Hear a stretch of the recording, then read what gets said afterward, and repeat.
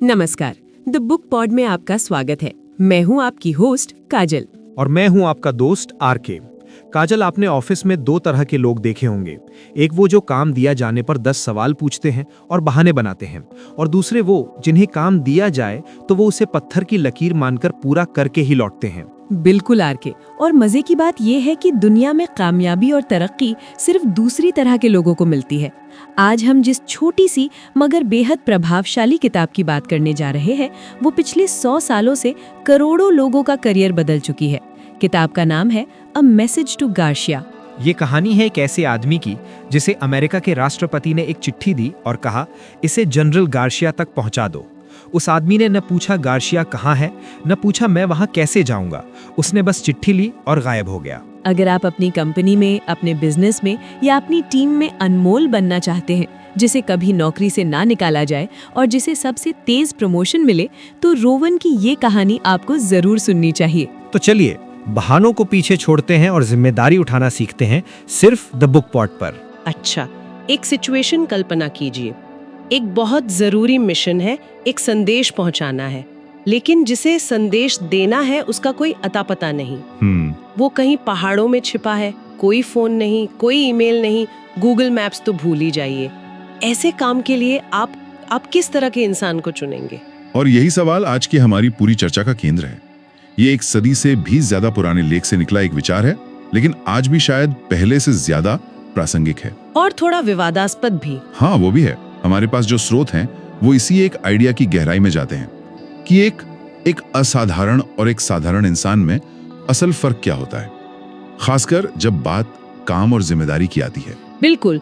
तो कहानी शुरू होती है एक जंग के माहौल से। जी। स्पेन और अमेरिका के बीच युद्ध छिड़ा हुआ है। राइट। और अमेरिकी राष्ट्रपति को क्यूबा के विद्रोहियों के एक लीडर गार्सिया तक एक बहुत जरूरी संदेश पहुंचाना है।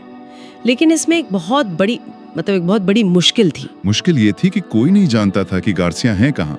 वो क्यूबा के घने पहाड़ों और जंगलों में कहीं छिपे हुए थे। कोई ठिकाना नहीं। उस जमाने में कोई सैटेलाइट फोन या जीपीएस तो था नहीं। उन तक कोई चिट्ठी या तार भेजना नामुमकिन था। तो ये एक ऐसा मिशन था जहां नाकामी का खतरा बहुत ज्यादा था, पर संदेश पहुंचाना देश की सुरक्षा के लिए बेहद जरूरी था। तो ऐसे में किसी ने राष्ट्रपति को एक नाम सुझाया, रोवन। अब यहाँ कहानी का सबसे दिलचस्प हिस्सा आता है। रोवन को बुलाया जाता है और उसे गार्सिया के नाम एक चिट्ठी दी जाती है। अब जरा सोचिए, अगर हम या आप उसकी जगह होते तो शायद हमारे दिमाग में 100 सवाल आते। गार्सिया कौन है, वो कहाँ मिलेगा, रास्ता क्या है, कितना खतरा है। लेकिन रोवन ने क्या किया? यही इस कहानी का सार है। स्रोत के मुताबिक रोवन ने एक भी सवाल नहीं पूछा। एक भी नहीं।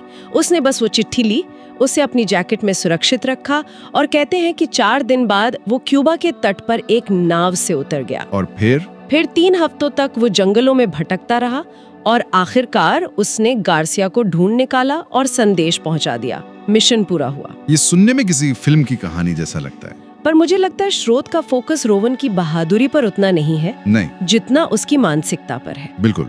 यहाँ असली हीरो एक्शन नहीं, बल्कि एक्शन के पीछे का विचार है। स्रोत इस बात पर जोर देता है कि दुनिया में 2 तरह के लोग होते हैं।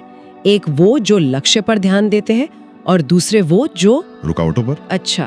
रोमन को जब मिशन दिया गया तो उसने ये नहीं सोचा कि मैं ये कैसे करूंगा।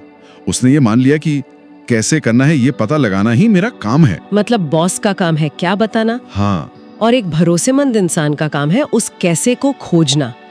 ये एक छोटा सा फर्क है, लेकिन स्रोत के अनुसार यही सफलता और असफलता के बीच की सबसे बड़ी दीवार है। रोमन की ये कहानी सुनने में तो बहुत प्रेरणा देती है, लेकिन सच कहूं तो ये आज के समय में थोड़ी अविश्वसनीय भी लगती है। क्या आज के दफ्तरों में सच में ऐसे रोवन मिलते हैं, या फिर दूसरी तरह के लोग ज्यादा हैं? हाँ, जिनके बारे में स्रोत बात करता है। हाँ, और स्रोत दूसरे प्रकार के लोगों का वर्णन करने में कोई मुरव्वत नहीं करता। वो इसे समाज का महारोग कहता है। महारोग? ये तो काफी सख्त शब्द है। बहुत सख्त। इसका मतलब है काम करने की अक्षमता और इच्छा की कमी। स्रोत एक बहुत ही मजेदार उदाहरण देता है। मान लीजिए आप अपने ऑफिस में किसी को कहते हैं कि वो कोरेगियो के बारे में कुछ जानकारी निकाल कर लाए। कोरेगियो, वो इटालियन पेंटर। हाँ, 16वीं सदी के मशहूर पेंटर। तो वो कर्मचारी तुरंत काम पर लगने के बजाय सवालों की बौछार कर देता है। जैसे कि ये कौन है, कौन सी किताब में देखूं, लाइब्रेरी कहाँ है। क्या ये काम इतना जरूरी है? क्या आप चाहते हैं कि मैं ये अभी करूं? ये सवाल ये खत्म ही नहीं होते। और मैनेजर ये सब सुन के सोचता है कि अरे छोड़ो, इससे अच्छा तो मैं खुद ही 2 मिनट में गूगल कर लूंगा। बिल्कुल। स्रोत कहता है कि ये एक आम कहानी है और यहीं से एक ऐसा चक्कर शुरू होता है जिससे निकलना मुश्किल है। मैनेजर काम देना बंद कर देता है और कर्मचारी कभी कुछ नया सीख नहीं पाता। मैंने भी ये देखा है, कई बार मैनेजर किसी जूनियर को काम देने के बजाय खुद ही देर रात तक बैठकर उसे पूरा कर लेते हैं, क्योंकि उन्हें पता होता है कि उसे समझाने में ज्यादा समय और ऊर्जा लगेगी। लेकिन 1 मिनट, क्या ये थोड़ा एक तरफा नहीं है? हो सकता है कि कर्मचारी के सवाल जायज हों। क्या एक अच्छे मैनेजर का काम ये नहीं है कि वो काम को ठीक से समझाए ताकि कोई गलती ना हो? आपका सवाल बहुत वाजिब है। शायद वो कर्मचारी सिर्फ काम को सही तरीके से करना चाहता हो। और यहाँ एक बहुत बारीक लाइन है। देखिए, स्रोत उन सवालों की बात नहीं कर रहा जो काम को बेहतर बनाने के लिए पूछे जाते हैं। वो उन सवालों की आलोचना कर रहा है जो काम को टालने या जिम्मेदारी से बचने के लिए पूछे जाते हैं। तो फर्क मानसिकता का है। हाँ, फर्क मानसिकता का है। क्या सवाल पूछने वाला समाधान का हिस्सा बनना चाहता है या वो ये साबित करना चाहता है कि ये काम कितना मुश्किल या नामुमकिन है? स्रोत के अनुसार ज्यादातर लोग राई बराबर प्रयास के बदले में पहाड़ जितने पुरस्कार की उम्मीद करते हैं और ये मानसिकता हर सवाल में झलकती है। तो अगर हम इस फ्रेमवर्क को मान लें कि काम करने की 2 अलग-अलग मानसिकताएं हैं, एक रोवन वाली और एक ये सवाल पूछने वाली, तो इसका लोगों के करियर पर क्या असर पड़ता है? स्रोत इस बारे में बिल्कुल साफ है। उसका कहना है कि तरक्की और सफलता उन्हीं को मिलती है जो रोवन की तरह सोचते हैं, जो जिम्मेदारी लेते हैं, जो समाधान खोजते हैं, बहाने नहीं। वो लोग जो चुपचाप काम पूरा करते हैं, उन्हें प्रमोशन के लिए अर्जी नहीं देनी पड़ती। कंपनियां खुद ऐसे लोगों को ढूंढकर आगे बढ़ाती हैं। और जो ऐसा नहीं करते उनका क्या होता है? स्रोत इस बारे में भी काफी सख्त राय रखता है ना? हाँ, यहाँ पर जवाबदेही का सिद्धांत आता है। स्रोत का तर्क है कि जो लोग अपने करियर में आगे नहीं बढ़ पाते या जिन्हें नौकरी से निकाल दिया जाता है, वो अक्सर इसके लिए खुद जिम्मेदार होते हैं। खुद जिम्मेदार होते हैं। हाँ, वो अपनी कमियों को देखने के बजाय बॉस, कंपनी की पॉलिसी या किस्मत को दोष देते हैं। ये एक मुश्किल बात है, हजम करना मुश्किल है, लेकिन स्रोत सीधे तौर पर कहता है कि अपनी नाकामी के लिए दूसरों को दोष देना बंद करो। ये तो बहुत बहुत कठोर बात है। स्रोत तो यहाँ एक तरह से डार्विन के सर्वाइवल ऑफ द फिटेस्ट वाले आइडिया को बिजनेस की दुनिया पर लागू कर रहा है। मतलब जो सबसे काबिल होगा वही टिकेगा। बिल्कुल। स्रोत का कहना है कि जब भी अर्थव्यवस्था में मंदी आती है या किसी कंपनी को लोगों को निकालना पड़ता है, तो सबसे पहले उन लोगों की छुट्टी होती है जो कंपनी पर बोझ होते हैं। मतलब जो कामचोर हैं, जो हर काम में आनाकानी करते हैं या जिनकी कंपनी को कोई खास जरूरत नहीं है। संदेश बहुत सीधा है। अगर आप चाहते हैं कि आपकी नौकरी सुरक्षित रहे और आप तरक्की करें, तो खुद को कंपनी के लिए अनिवार्य बनाइए। लेकिन क्या ये हमेशा इतना सीधा होता है? कई बार अच्छी कंपनियां भी डूब जाती हैं और अच्छे कर्मचारियों की भी नौकरी चली जाती है। क्या स्रोत इस बात को नजरअंदाज कर रहा है? वो बाहरी परिस्थितियों को पूरी तरह से नजरअंदाज तो नहीं करता, लेकिन उसका मुख्य जोर व्यक्तिगत जिम्मेदारी पर है। उसका कहना है कि हालात चाहे जैसे भी हों, एक रोवन जैसा व्यक्ति हमेशा कोई ना कोई रास्ता निकाल लेगा। क्यों? क्योंकि उसकी कीमत बाजार में हमेशा होती है। वो लोग जो सिर्फ उतना ही काम करते हैं जितने कि उन्हें पैसे मिलते हैं, उन्हें कोई भी आसानी से बदल सकता है। लेकिन जो इंसान कंपनी के लक्ष्य को अपना लक्ष्य मानकर काम करता है, उसे कोई खोना नहीं चाहता। ये विचार इतना शक्तिशाली और जैसा हमने कहा विवादास्पद है कि लगता है इसे लिखने में महीनों की रिसर्च लगी होगी। लेकिन स्रोत में इसकी उत्पत्ति के बारे में एक हैरान करने वाली कहानी है ना? हैरान करने वाली क्या, अविश्वसनीय कहानी है। इसके लेखक एल्बर्ट हबर्ड ने यह पूरा लेख सिर्फ 1 घंटे में लिखा था। 1 घंटे में? सिर्फ 1 घंटे में। कहानी ये है कि एक शाम वो अपने बेटे के साथ बैठकर चाय पी रहे थे और इस बात पर बहस चल रही थी कि स्पेन अमेरिका युद्ध का असली हीरो कौन था। लोग शायद जनरल्स या नेताओं का नाम ले रहे होंगे। हाँ बिल्कुल, लेकिन उनके बेटे ने कहा कि असली हीरो तो रोवन था, वो गुमनाम सैनिक जिसने बिना कोई सवाल किए सबसे मुश्किल काम को अंजाम दिया। ये बात लेखक के दिमाग में बिजली की तरह कौंध गई। उन्हें लगा कि समाज को नायकों की इसी परिभाषा की जरूरत है, वो लोग जो चुपचाप और पूरी लगन से अपना काम करते हैं। वो तुरंत अपनी मेज पर गए और 1 घंटे के अंदर ये पूरा लेख लिख डाला। और इसके बाद जो हुआ वो उस जमाने के हिसाब से किसी चमत्कार से कम नहीं था। ये लेख वायरल हो गया बिना इंटरनेट के। ये सच में कमाल था। ये लेख उनकी एक छोटी सी पत्रिका में बिना किसी शीर्षक के छपा था, लेकिन लोगों को ये इतना पसंद आया कि इसकी मांग बढ़ने लगी। अच्छा। न्यूयॉर्क सेंट्रल रेल रोड के प्रेसिडेंट ने इसकी 1 लाख प्रतियां छपवाकर अपने हर कर्मचारी को दी।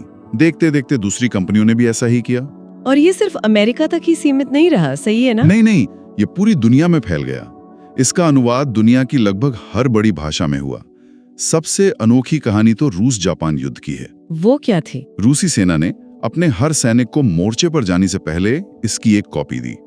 अब जब जापानी सैनिकों को लड़ाई में मारे गए रूसी सैनिकों की जेब से ये छोटी सी किताब मिली तो उन्हें लगा कि ये कोई खुफिया कोड है। एग्जैक्टली, उन्हें लगा ये कोई कोड है। उन्होंने उसका जापानी में अनुवाद करा लिया। और फिर? और जब उन्हें इसका मतलब समझ आया तो वो इतने प्रभावित हुए कि जापान के सम्राट ने आदेश दिया कि इसकी एक कॉपी देश के हर सरकारी कर्मचारी, सैनिक और आम नागरिक को दी जाए। कमाल है। स्रोतों का अनुमान है कि कुल मिलाकर इसकी 4 करोड़ से ज्यादा प्रतियां बिकी। किसी भी लेखक के जीवन काल में ये एक अकल्पनीय आंकड़ा है। आखिर इस छोटे से लेख में ऐसा क्या था कि ये पूरी दुनिया में इस तरह फैल गया? इसकी लोकप्रियता का राज क्या था? मुझे लगता है इसका सबसे बड़ा कारण यह था कि इसने दुनिया भर के लीडरों और मैनेजरों की एक सार्वभौमिक निराशा को आवाज दी थी। हर बॉस, हर लीडर मनी मन ऐसे लोगों की तलाश में रहता है जो जिम्मेदार हों, जो पहल करें, जो समस्याओं को सुलझाएं, ना कि नई समस्याएं पैदा करें।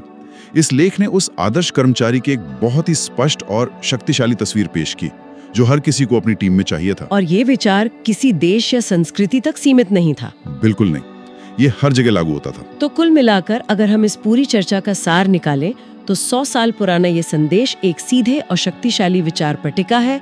पहल करो, अपने काम की पूरी जिम्मेदारी लो और बहाने बनाने के बजाय नतीजे देने पर ध्यान लगाओ। बिल्कुल, इसका असली मतलब अपनी मानसिकता को बदलना है। सिर्फ एक काम करने वाले से समस्या सुलझाने वाला बनना।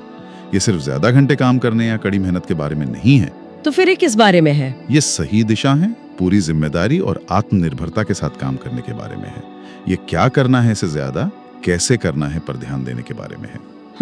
सिर्फ नौकरी या करियर में ही नहीं, बल्कि अपनी जिंदगी के किसी भी पहलू में जब कोई लक्ष्य सामने होता है तो हम कितनी बार किसी और से नक्शा मांगते हैं बजाय इसके कि हम खुद अपना रास्ता बनाने की कोशिश करें। सही बात है। किसी की अपनी जिंदगी में ऐसा कौन सा गार्सिया को संदेश है जिसे पहुंचाने की जरूरत है और उसे बस वो चिट्ठी लेकर सफर शुरू करने से कौन रोक रहा है? दोस्तों, ये थी रोवन की कहानी जिसने साबित किया कि दुनिया को ऐसे लोगों की सख्त जरूरत है जो काम को अंजाम तक पहुंचाना जानते हैं।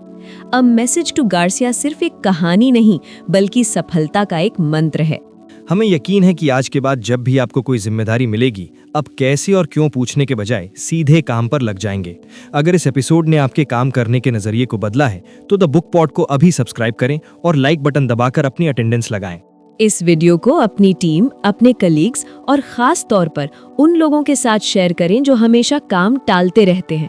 उन्हें इसकी बहुत जरूरत है। और अब आज का वो सवाल जो ये तय करेगा कि आप रोवन बनने के लिए तैयार हैं या नहीं, इसका जवाब आपको पूरी ईमानदारी से नीचे कमेंट बॉक्स में देना है। अपने करियर या काम में वो कौन सा एक मुश्किल काम है जिसे आप कई दिनों से टाल रहे हैं या बहाने बना रहे हैं? क्या आप वादा करते हैं कि आज आप उसे बिना किसी सवाल के पूरा करेंगे? उस काम का नाम कमेंट में लिखें और उसे पूरा करके ही दम लें। हमें आपके कमिटमेंट का इंतजार रहेगा। मैं काजल और मैं आरके आपसे फिर मिलेंगे करियर और लाइफ को बदलने वाली एक नई किताब के साथ। तब तक के लिए बहाने मत बनाइए, बस मैसेज डिलीवर कीजिए।